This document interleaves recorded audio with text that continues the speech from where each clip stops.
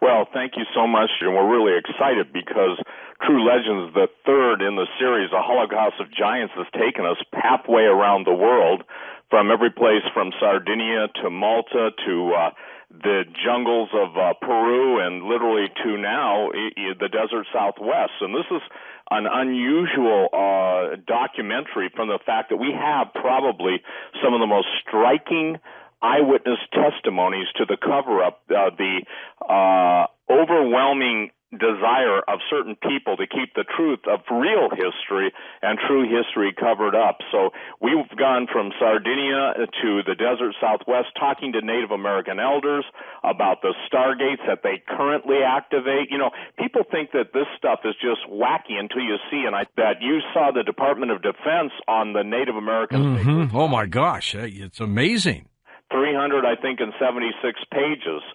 So what we're on is we're on the quest. You know, one of the questions I get asked all the time is, well, where are all the bones? Where are all these giant skulls?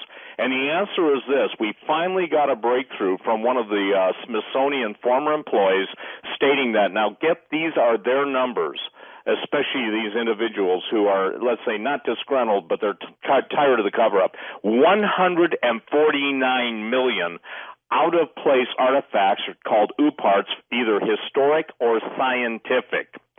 So basically, any of the artifacts, bones, advanced scientific instruments, obviously flying machines, the things that people have only heard and put into a context of science fiction are stuck in 14 warehouses the size of the Raiders of the Lost Ark one. Now, we're so excited about the new DVD, and you've seen the trailer, and and we're going to Lion, your producer, may have seen the whole thing. It's on Vimeo for download for the people around the world because we want to make it easy for them to get it, and it's so hard now to ship around the world because the cost of shipping is just going up and up and up. Oh my gosh, yeah. So anyway, it's instantly available, and what Tim has done is a good job. He's the writer and director. I'm the producer, and we've followed this path in both True Legends, the first one, True Legends, the Unholy Sea. What we've come up with are answers and some of the most remarkable testimonies of people spanning the globe from Sardinia. By the way, Sardinia, the island of Sardinia, is called the Island of the Giants. And Tim will come on and explain that because he and the film crew were there for almost a month and talking to some of the most remarkable people. And the whole thing is basically revealing.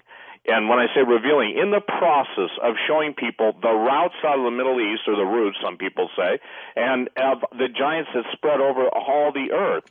And it's fascinating because, George, you know, when Tom Horn and Timothy Alberino and I were down in the desert Southwest, we wrote the book Unearthing the Lost World of the Cloud Eaters, Tom Horn and I, but we met with some amazing Native American elders who went on record, and one of them was Cliff Mahooty, you probably know him, yeah. and a remarkable man, just a remarkable man, a treasure trove of information, and somebody that really knows what's going on. So we were looking at the compelling evidence of giants, their extraordinary technology, their imminent return, and again, the whole history of the desert Southwest is being rewritten, and we're not just, quote, recording ancient history and I would say this, the official policy that is nowhere near reality, but we're sharing with people the absolute flow of supra-intelligent beings that were, 2 and 3 times the size of human beings.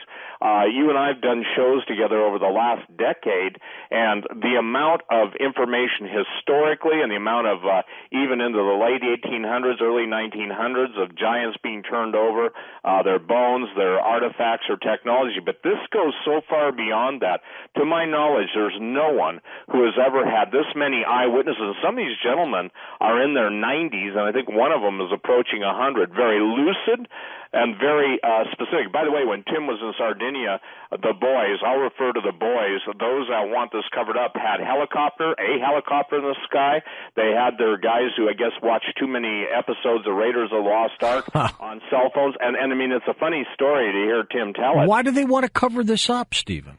Because it rewrites the history of the world and puts it into a sense of a non-evolutionary model. And people are going to, as the alien agenda plays out, as more and more historical oddities are found. And by the way, the Antarctic and the Antarctica revelations coming out of Antarctica are just now exploding.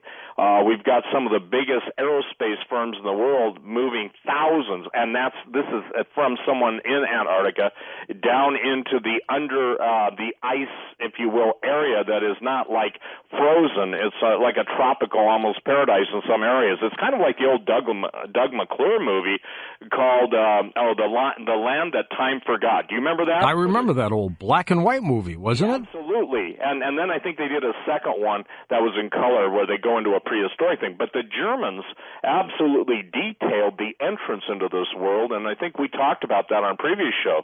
But what's most important is to understand that the cover-up is coming apart at the seams.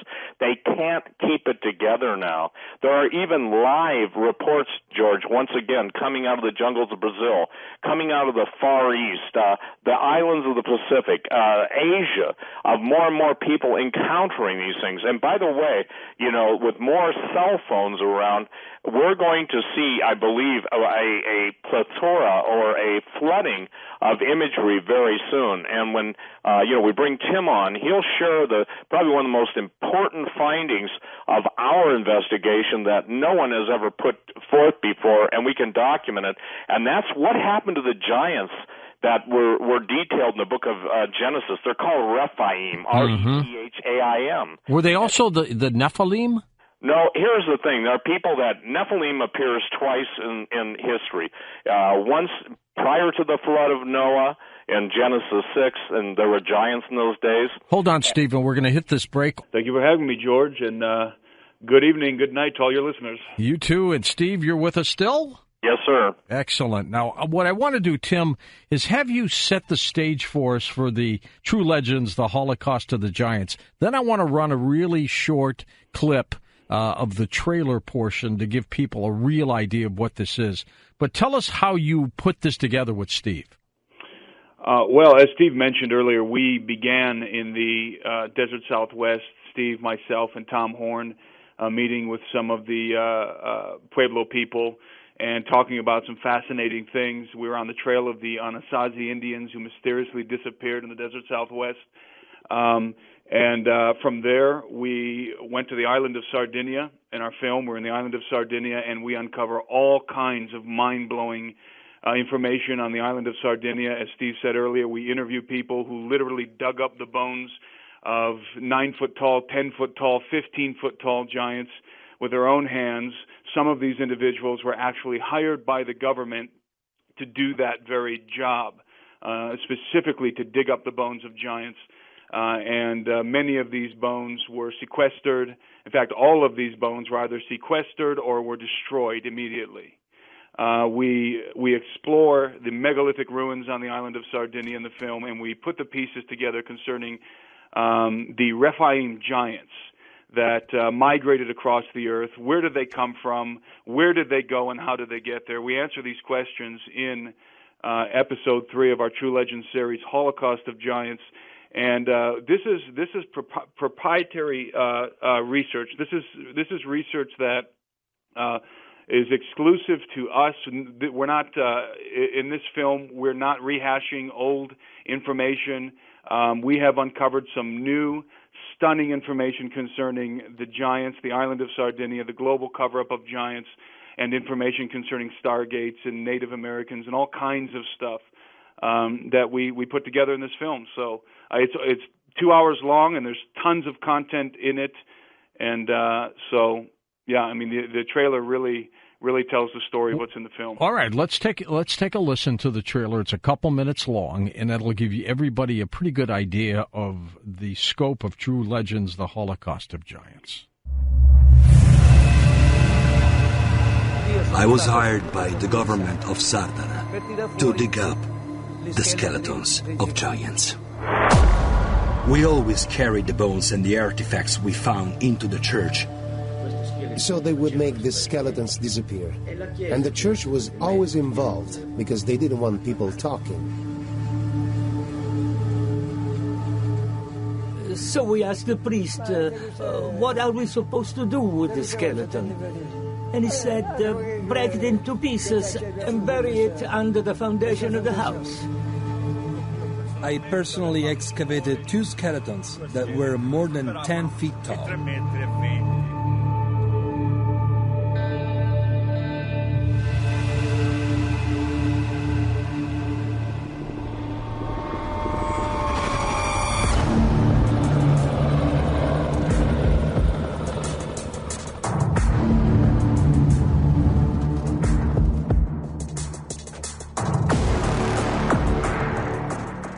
What happened with the Anasazi?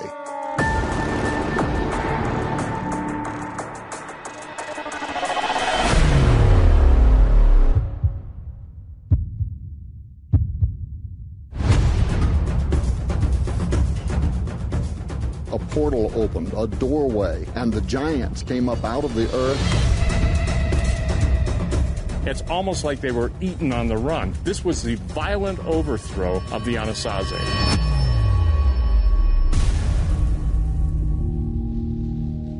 Tens of thousands of artifacts were carted off to the Smithsonian's repositories, including the bones of the giants.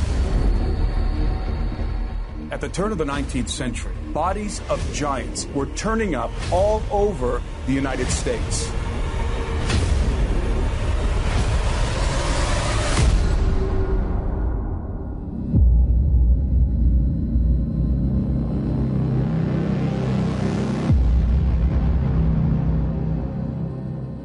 All over the island of Sardinia, there are massive stone sepulchres famed since time immemorial as tombs of the giants.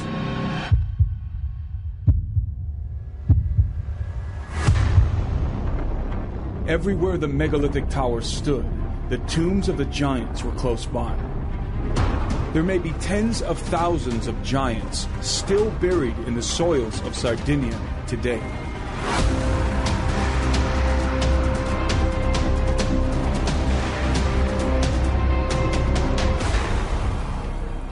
Giants are going to return to the earth, are going to rise from the dead. There is a multi-billion-dollar black market for extractable DNA from the tissue and the bones of dead giants. The stage is now set for mankind to bring about the reemergence of the Rephaim.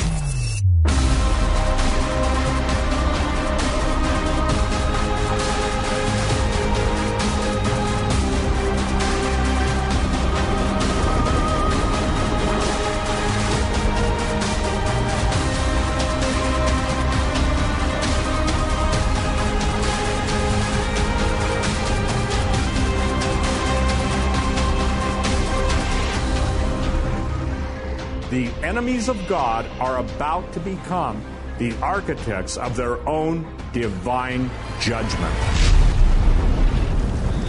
And they talk about thousands of bones buried there. Stephen, how did they die? What happened to them?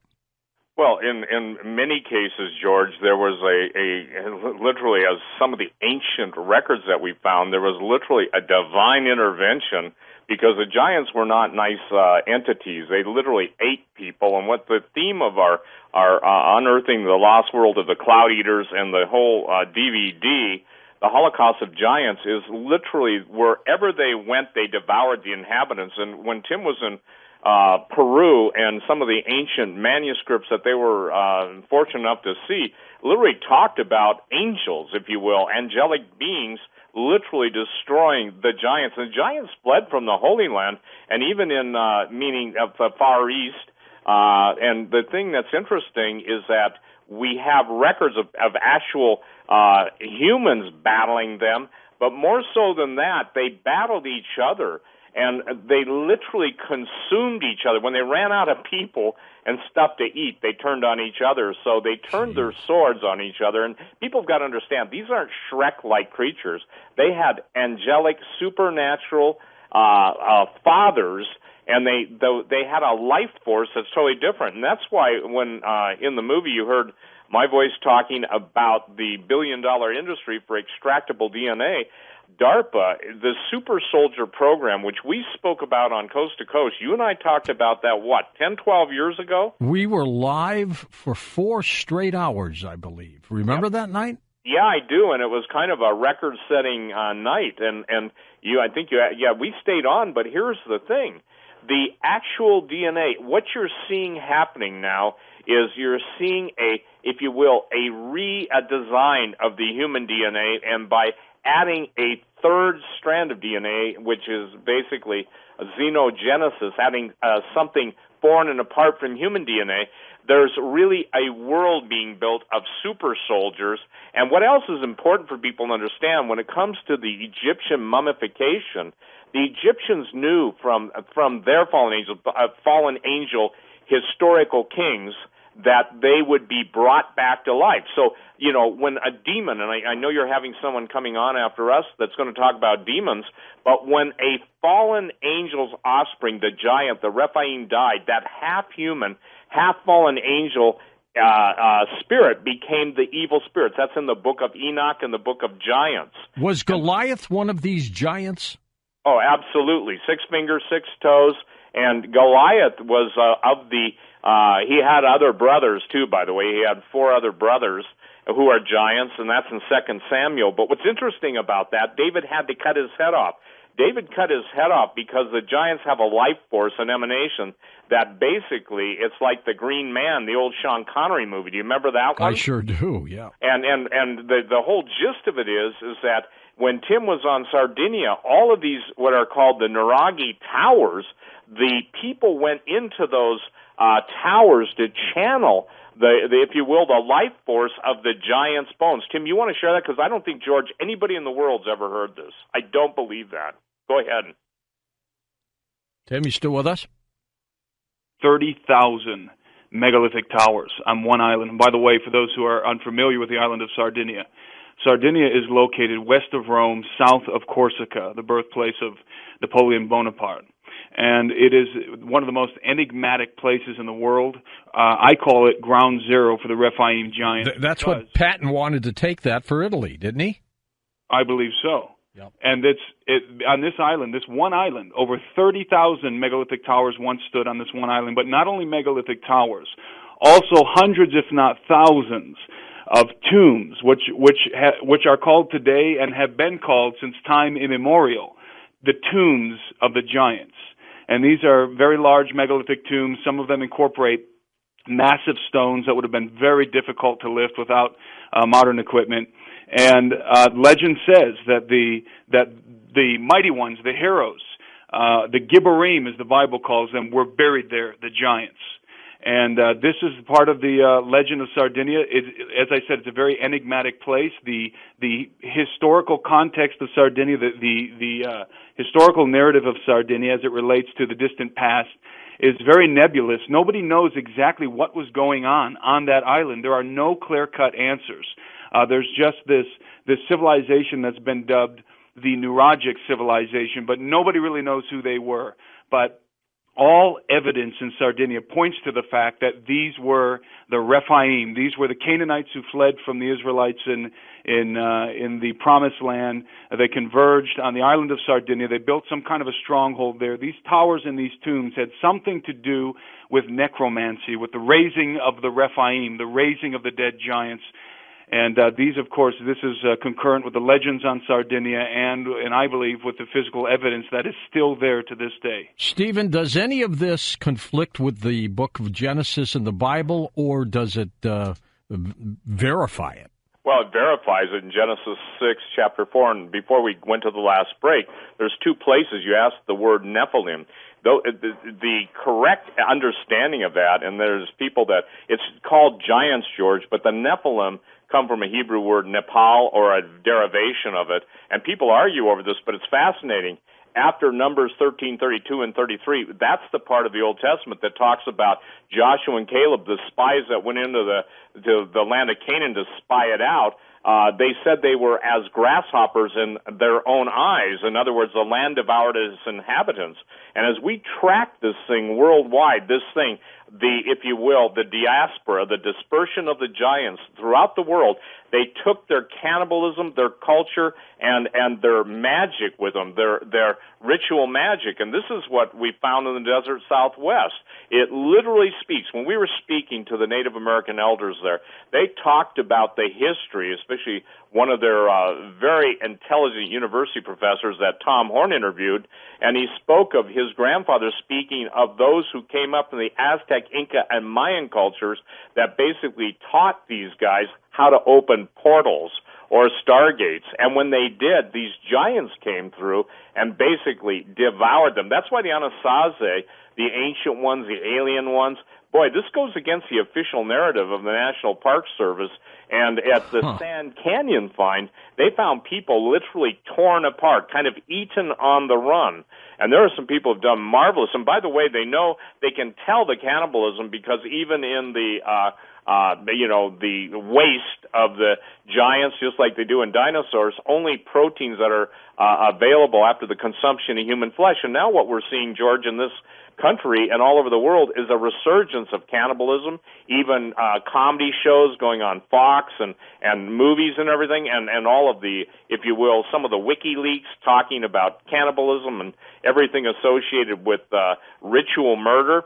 So when the gates of hell were opened, it's interesting. We're in the desert Southwest, and they're telling us, the elders meet, they have a thing called the Giant Society. That's not what we call it. And Tom Horn, Tim Alberino, and I sat and listened, and that the elders go periodically during certain times to a certain place. They open the gates, and they literally open them, and the giants appear almost like like the Stargate movie in a water type image and tell them things that are going to happen. But the most startling thing is, look, they say, we're coming back, just like the pilot that flew the dead giant out of Afghanistan that was on your show a number of years ago. Exactly, from Kandahar, in that area. And then L.A. Marzulli talks to some of the shooters there. And by the way, I actually got to talk to one of the guys that L.A. talked to, and we're talking about separate giants and separate giant takedowns. And one of the soldiers told me he was told to aim higher than normal and to shoot a 40-millimeter grenade at its head. Well, again, the guy said, sir, why would you use that? Isn't that overkill? And basically, you know the story. You do what we say to do. But it goes back to David cutting off Goliath's head. So the giants are so specific in the book of Genesis, and they're related to the fallen angels. And this is where all myths, legends, this is my True Legends book that you've had me on a couple times. We've talked about it. But what Tim has uncovered is what happened to those giants. They fled. Tim, quote the situation about Joshua. This is mind-blowing because, George, again, this is like a time lock. You know, even on your show tonight, Coast to Coast, this is a time lock. And I'm telling you, every time we talk about something like this on your show, then stuff starts to happen, just like Antarctica, and then all the news came out about Hitler, all the Cliff High of the Webbots is picking up all the stuff, all the world's leaders are going to Antarctica, they're being briefed, they're being clued in. So, Tim, share that about Joshua, because I don't think people understand the dispersion of the giants across the whole world. Well, among the Canaanites were tribes of giants.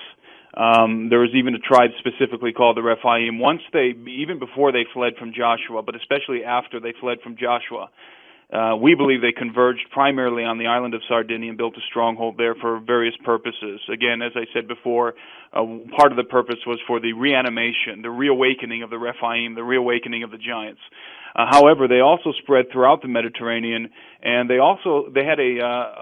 built a city, a town, on the where present-day Morocco is. It was called Tingis or Tingis by the Romans, and it was in that location there near the Straits of Gibraltar, where they found an inscription that was made by the Phoenicians, which said, "We are those who fled before the face of Joshua the robber." Now, why that's significant is because the Phoenicians... Hold on for a second, Tim. At the top of the hour, we'll come back with you, Steve Quayle, talk more about your work, True Legends, the Holocaust of Giants.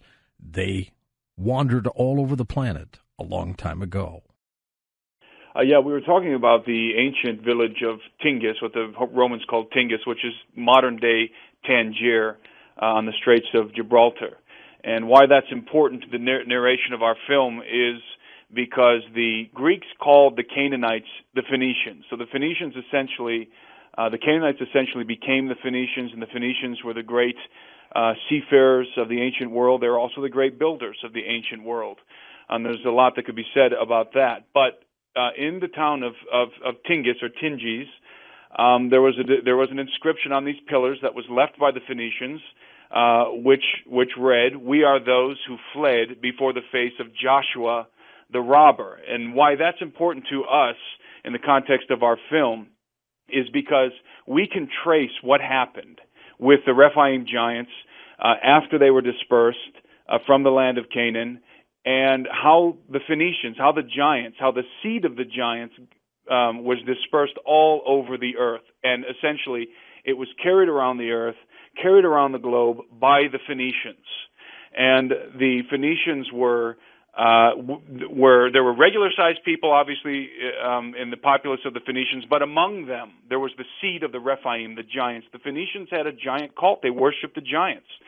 And they buried the giants in these tombs, and they worshipped the giants. And the Phoenicians and the Canaanites were famous for their sorcery. The sorcery of the Phoenicians, the sorcery of the Canaanites, this was the type of sorcery that the Israelites were constantly getting in trouble with after they conquered the land of Canaan. This is very powerful sorcery, especially as it relates to necromancy. And necromancy is precisely communication, intercourse with the dead, and even raising of the dead, which is exactly what we find on the island of Sardinia as it relates to giants.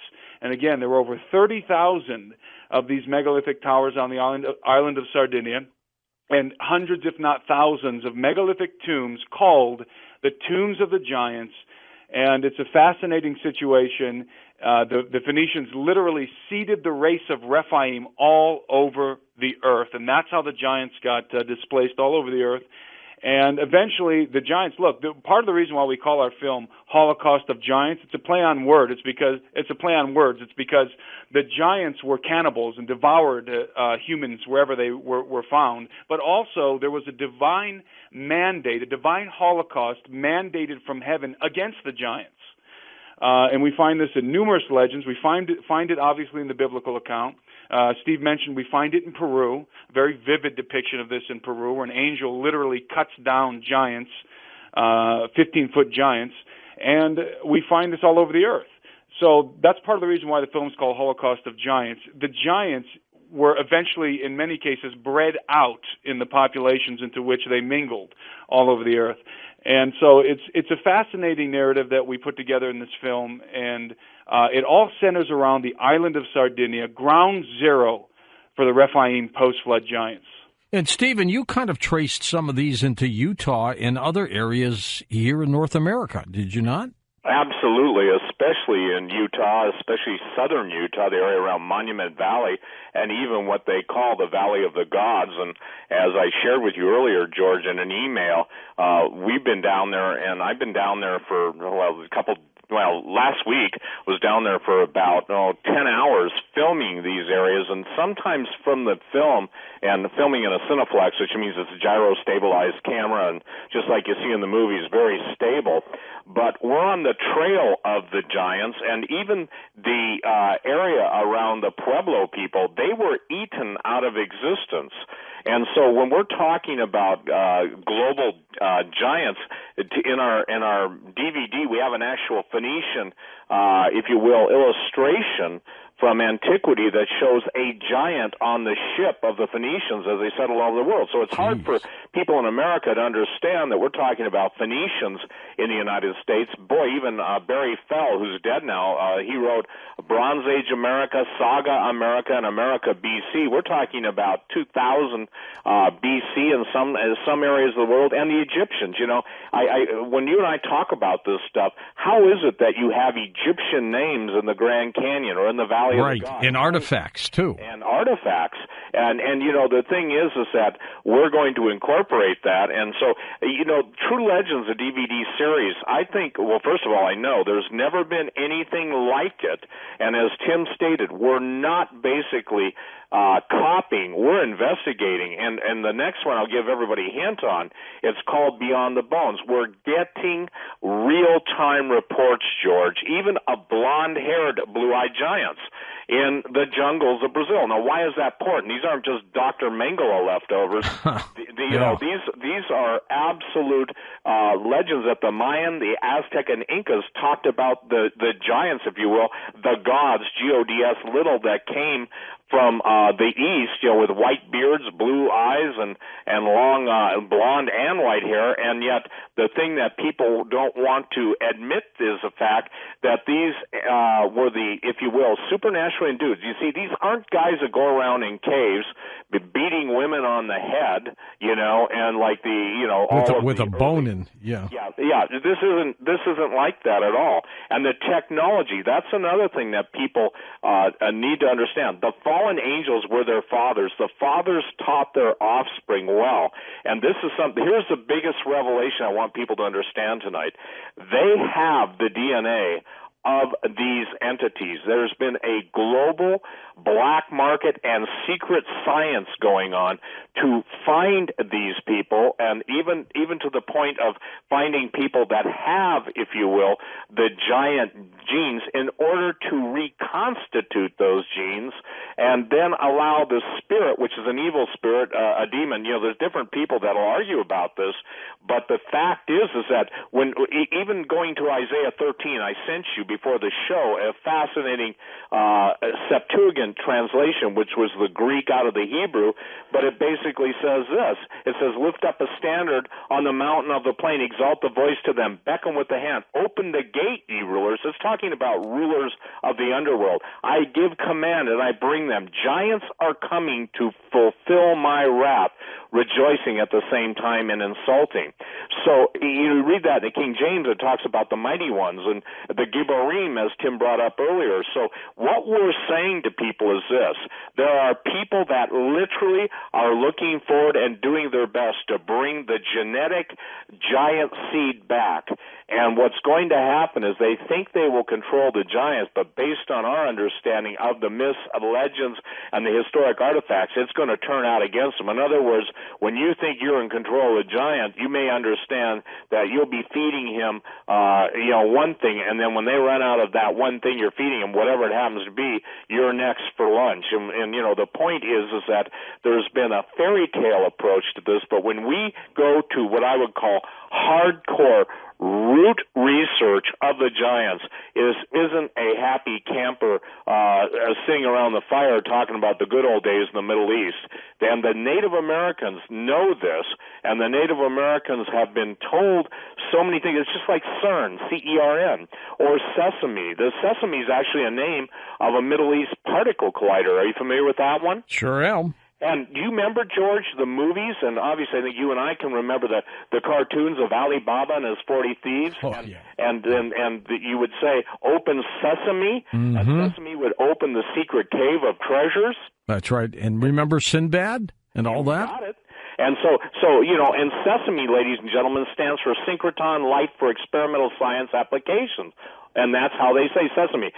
Some people pronounce it sesame, but it's the same thing. The thing that's interesting is that as we go, George, we're told, and I think this may have gone over some people's heads, we're told that not only the Native American elders opening the gates, and I've asked, people in the military how they open the gates, and they usually say three things: a power source, a specific sound or frequency, and also words. Well, I didn't come out and say, like Open Sesame, but when I saw this, Open Sesame Particle Accelerator Project brings Middle East together, it comes to the point where it's hard for people to grasp that we've been pre-programmed, as you know, to not only now believe in portals, but know by theoretical physics that they exist.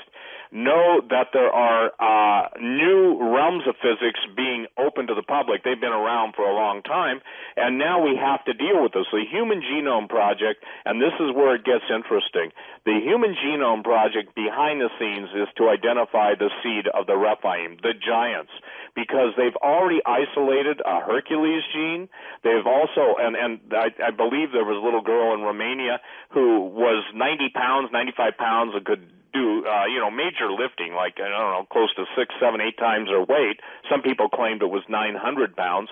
But the point is that can you imagine if the viable DNA of some of the most evil entities in history get reunited with the combination human giant, if you will, or human fallen angel hybrid spirit? I don't think these are going to be good times on planet Earth.